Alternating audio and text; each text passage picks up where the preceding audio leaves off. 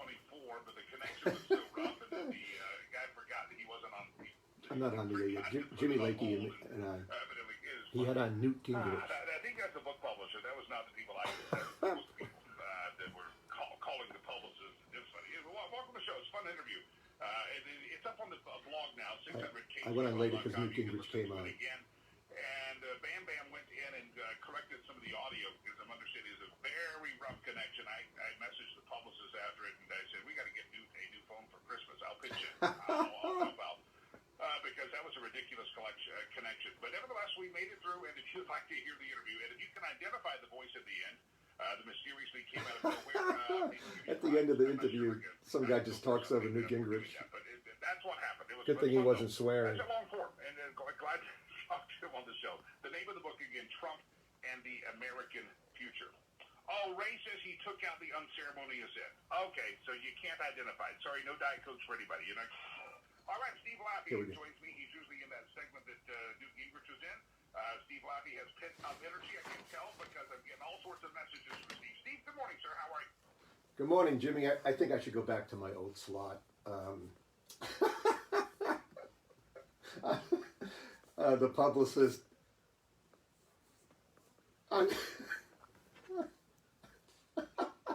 Poor Newt. I mean, Newt Gringrich, who I've met, who by the way has the worst handshake of anybody I've ever shook hands. Whoever I've shaked hands with, I can say it that way. He never looks you in the eye. He looked the other way. It was the weakest handshake. I was there for a thing that he was doing with Patrick Kennedy years ago, when Patrick Kennedy was a congressman. I have a long history with Patrick Kennedy. I used to have him at Hotchkiss when I taught there in college. But Newt Gingrich, I mean, the strange thing about the whole thing is he's got a book about Trump, and yet I didn't hear anything about here's why we're going to reelect Trump. And this becomes the real problem. He should, if I was his publicist, wouldn't we just have him go on and say, let me tell you the 3 reasons we got to reelect Trump, and ignore anything else about this crazy Russia stuff again? And the thought process that Newt Gingrich said, I want to say this is like unbelievable, that the president had 4 years of learning about the swamp, quote unquote, 4 years of learning, and will be he'll go after the reforms if he gets reelected. The president of the United States of America ran on ending the swamp. Why would Newt say this? Like, this is not a winning message, folks. We've got to can we get to the president today? Because while it's over for Cory Gardner, I've said it for over a year, and it's really over for Cory Gardner, it's not officially over for the president. Like, let's get him to do something. When I was the mayor of Cranston, Jimmy, and I ran for re-election, I ran on 2 things. One was, quote unquote, don't let them back. And I had a figure of like a mafia-looking guy of the former mayor and corruption and so forth. Don't let them back. Everybody knew that meant don't let these clowns in that had destroyed the city. And then the next quote was always, quote unquote, let's finish the job. Because the bond rating was up and there was lots of success and we won these union things and blah, blah, blah. So people, without me saying anything else, I used to walk around and say, don't let them back. Let's finish the job. And it was a winning message. What is the message? Newt Gingrich has worked with the president, Jimmy. You know this better than I do. What's the message? We didn't hear it. Yes.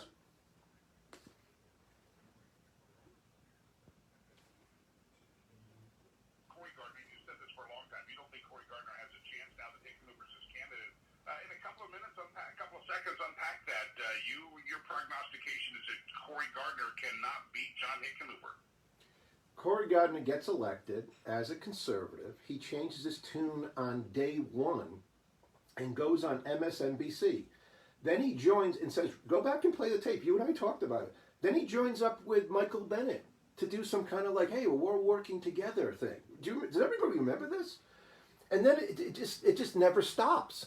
So here's the thing on elections. Really conservative people, I mean, I'm not even going to go into the budget deficit. He hasn't stopped. He's done nothing about China. I mean, nothing. He's done nothing about the things that conservatives care about, right? Like budget. So not even saying anything.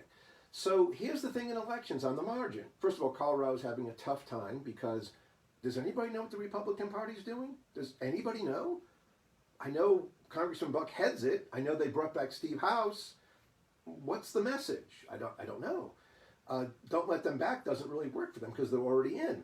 But so since then, for conservative people like myself, on the margin, 10% of Republicans are just not going to vote for them. They're just not. They're not the people who do the least worst thing. It's least worst to have Governor Hickenlooper in and so forth. And by the way, Governor Hickenlooper, to his credit, I'm not a fan of Governor Hickenlooper. I'm a very conservative guy. But Governor Hickenlooper, you know, he's not walking around apologizing for every single thing. So people in the middle who know him, it's a very strong case for him. He's a two-term governor of the state of Colorado. But Cory Gardner sunk himself very early on. And I'll ask this one question about Cory Gardner. Has he been on your show lately? Always a death blow for Republicans, because if I was Cory Gardner or we were his publicist, we would say, listen, here's what we got to do. We got to get the Steve Laffey crowd back in. We're going to go on and we're going to talk about something really conservative for 6 months so that we'll get some of those votes back and have a chance to win. If he doesn't call in right now, because his people are obviously listening, or maybe they're not, maybe they're so dumb. When I was in office, I had people listen to every show. I had friends of mine, and they'd call and say, hey, Laffey's talking about you, call in right now. You would take his call if he called in right now, right?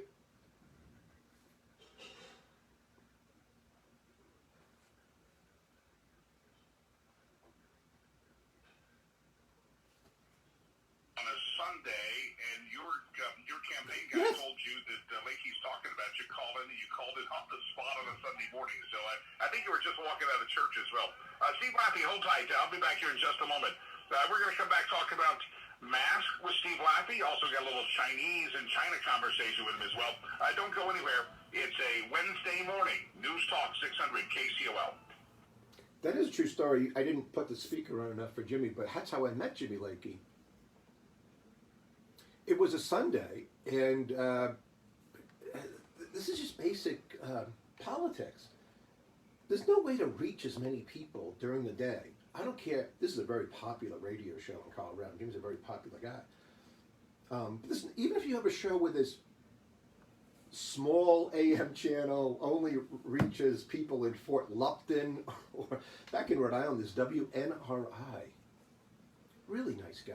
I can't imagine more than 200 people were listening to the show, because it never really left Woonsocket, Rhode Island. I call the guy all the time. I listen to Rhode Island. It was like a 20-minute drive. I drive in to go on all the time. By the way, these people were wonderful people. Most of the people hosting talk shows need help. They need people to come on. So why wouldn't I, in a car, call in, have someone drive me there? The fact that Cory Gardner in Colorado doesn't do any of this means he's basically given the middle finger, figuratively, to all the conservatives in Colorado. It's not just this show, it's other shows. He doesn't go on any shows. And we saw this in two governors' campaigns, the last two governors' campaigns that were won by Democrats that should have been won by Republicans. They didn't do any of this. I hosted lots of shows back in the day before I was sort of blacklisted because of my stance on these budget deficits. It's not against President Trump per se, but I just so people know, I don't vote for anybody who runs a $3.7 trillion deficit or is part of it. I don't. My family doesn't. We don't. And that's why it's a disaster looming bigger than 2006. Can the president still pull it out? He could still pull it out because Joe Biden is such a terrible candidate, and he'll nominate for vice president. Such a terrible person, political person, and it'll be unacceptable for many people. But Rasmussen has the president down 17 this morning, and you don't win down 17. You can win down 9, can't win down 17. So here we are, July 1st, and what we're missing is, what is the president running on? I've made some notes this morning. I have no idea. It can't be that he's going to end the swamp. He's had 4 years. It can't be that he's going to put a stop to China. China gets stronger over the last 3.5 years. This morning, the president says he's very angry, getting more angry with China. That's the new news on the Examiner and across the tape today. Really? We're waiting to come back on here. Let's see.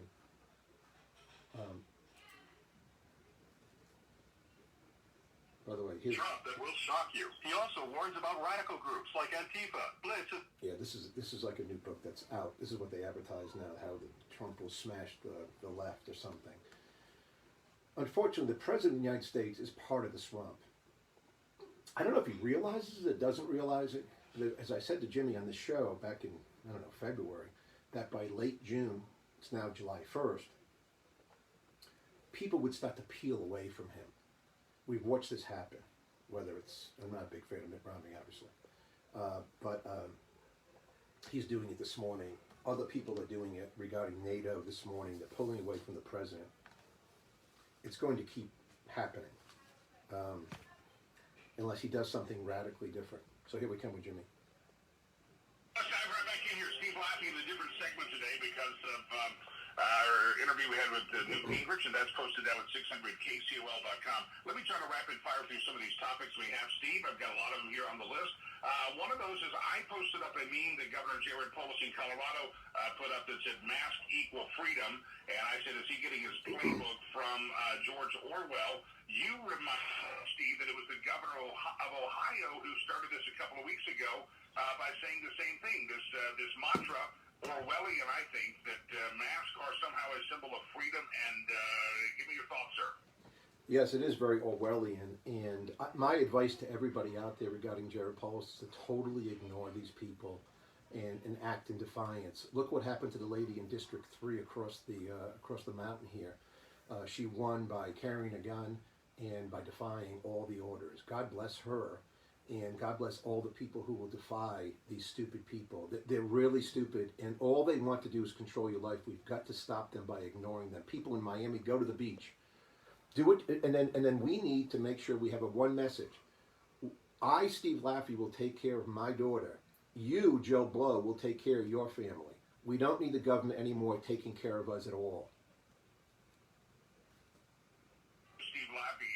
Steve, let me move forward here to a couple of other topics. One we talked about last week was the education of American kids and the schools, the public schools. And the Supreme Court came out with a pretty good ruling yesterday. Finally, John Roberts got his heart right, it seems, and sided with the right side of the court. But the High Court removed a bar for religious school aid. In other words, it was a school choice victory. Give me your thoughts on this. I know you watch education across America. I do. I watch it very closely. I homeschool my children. I've educated 6 children in 6 different ways. I am radicalized against the public schools that are destroying our country. This is a great ruling, and I would urge everybody listening to not send your kids back to the public schools, to find another way. Find me on Facebook. I'll tell you how to do it. Your kids are not going to learn this year. They didn't learn last year. They closed the schools. We've got to get radicalized against this. I'm very thankful for the Supreme Court to rule this way so that people could have more school choice. And the President of the United States, he needs to get Betsy DeVos to she's done nothing for 3.5 years. Here's a radical thing to help win. Close the Department of Education or do something and start suing these people and call everybody who's against school choice a racist. That should be the talking point for Republicans this morning. Where is the talking points for Republicans? They've got their wear the mask, it's a symbol of freedom as a talking point, right? Which is ludicrous, which can help Republicans win. We got to call all people against school choice, like Mayor de Blasio, etc., call them racist, because they are. They're trying to keep poor black kids from getting a great education. That's what they're trying to do, and they're succeeding. As I do. If I have health insurance and you don't, or gas insurance if you don't. This one article shows up everything that's wrong and that hasn't been fixed. This is a failure of the Republicans to repeal and replace. But which American would be against? All Americans, 90% of Americans would be in favor of a law that says you can't charge us any more than, say, Germany or Canada for a drug. And yet it's going on again. Right now, it's going to be double the price for Americans. Why do you think our health, other than obesity, why are our health insurance costs so high in America? This is it. And Republicans, from Tom Cotton to Ted Cruz, where is their bill on this? Why didn't it pass? We could force Democrats to vote for this, and yet we got nothing. But the swamp of the big drug companies got bigger. I would be remiss if I didn't bring China into the conversation with Steve Laffey. His website is SteveLaffey.com.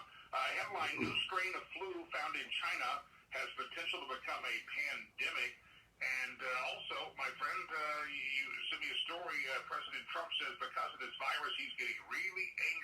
China. If he get another disease out of China, he's going to be really, really angry with China. Give me your thoughts. He's running out of time to get really angry. It's sort of like a Seinfeld skit, right? Where he's really angry. George is getting very angry kind of thing from years ago. We could go on, and we have, when I've hosted, I've gone on for 4 hours about the things China has done. But in the last week, we found out that the Uyghurs are being forced sterilized, the females. Human rights violations out the yazoo. China now is arresting people in Hong Kong, and they're going to put them in jail for life, for protesting. I could look around my desk and find article after article about communist China. The president could save this. He could stop trading with China today. He could announce many more sanctions on all these people. He could have a unified voice against this, coming from many of the Republicans, and he could make that he's had enough. But when he says he's getting more angry, it's July 1st. Let's get our act together, folks, and move on and do something about communist China. All U.S. companies should be out of U.S. China. Tom Cotton was on TV a month ago, Jimmy, about a bill to bringing back most of our drug-making capacity, which is done in communist China, back to the United States, or at least United States, Puerto Rico, and North America. What happened to the bill, Jimmy? Why isn't the president touting that? We would create jobs. We'd have more safety. The drugs people are taking today, by a large margin, are made in communist China by people who could take those drugs away from people and cause many more deaths than what's happening with the communist Chinese virus. Remember, the new pandemic that's going to come, maybe not, would be out of what country? Communist China. If communist China is meeting today with the Soviet Union, or the Russian people, right? You know the conversation is, I can't believe what a bunch of babies America is. Why don't we just get a new drug that really kills people and send it to America? That's what they're going to do next. Why wouldn't they? We've got to stop them, and the president has to stop, not saying he's angry, do something, Mr. President. Save your presidency. I'm running short on time here, but I will say you're spot on it. That right at the height of this pandemic and the shutdown, everybody was talking about how the supply chain, the PPE, the drugs, everything was coming through China. A lot of talk. Haven't seen one dang bill to fix any of that stuff. So as far as I know, if the new pandemic shows up here, the supply chain, the medicine, everything's still based in China. It was all talk but no do by politicians in Washington, D.C. And the slide shows the president could show tonight about communist China as a new policy of not trading with them. See my FixingAmericaMovie.com. I wrote it in 2011, been saying it for 20 years. It won't cause a recession. It'll create jobs. But we're running so late. The president should do this tonight on national TV and show the sterilization. Go to the Epic Times and show the sterilization of women, the Uyghurs. People will be finally appalled when they see it put on their face and ask people, like I'm doing here with my Gitman shirt on, to buy stuff in America. Let's go. Steve Laffey, it's a pleasure, my friend. I'm glad thanks for flexing on the time. Next week, you'll be back in your regular time slot. SteveLaffey. God bless you, man. Thank you. All right, so that's it for the show. Let's get back to work. And these are the things the president has to do. He's not going to do anything. It's almost a lost cause as we speak. Anyway, God bless. Thanks.